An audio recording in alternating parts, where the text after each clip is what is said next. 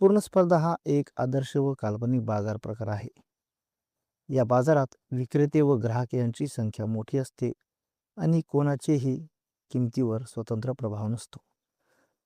किंमत ही मागणी व पुरवठ्याच्या परस्पर क्रियेतून ठरते.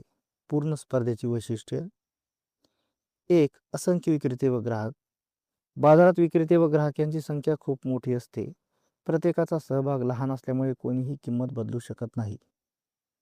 2, एकजिन्सी वस्तू. सर्व विक्रेते एकसारखी वस्तू विकतात. वस्तूमध्ये कोणताही फरक नसल्यामुळे ग्राहक कोणत्याही विक्रेत्याकडून खरेदी करतात. 3, मुक्त प्रवेश व निर्गमन. या बाजारात कोणतेही कायदेशीर किंवा तांत्रिक बंधन नसते. नफा मिळत असल्यास नवीन विक्रेते प्रवेश करतात आणि तोटा झाल्यास बाहेर पडतात. 4, एकच किंमत. पूर्ण स्पर्धेत बाजारात वस्तूची एकच किंमत असते. ही किंमत मागणी व पुरवठा यांच्या आंतरक्रियेतून निश्चित होते. 5, बाजाराचे संपूर्ण ज्ञान.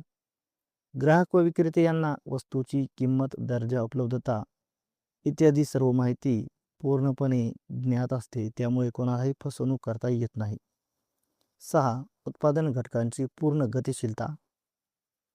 श्रम, भांडवल इत्यादी उत्पादन घटक एका उद्योगातून दुसऱ्या उद्योगात सहज हलवता येतात. 7, वाहतूक खर्चाचा अभाव. वाहतूक खर्च गृहीत धरलेला नसल्यामुळे सर्वत्र एकच किंमत राहते. 8, सरकारी हस्तक्षेपाचा अभाव. या बाजारात सरकार हस्तक्षेप करत नाही. बाजार स्वयंचलितपणे चालतो. 9, विक्रेता हा किंमत स्वीकारणारा. कोणता विक्रेता स्वतः किंमत ठरवू शकत नाही, त्याला बाजाराने ठरवलेली किंमत स्वीकारावी लागते.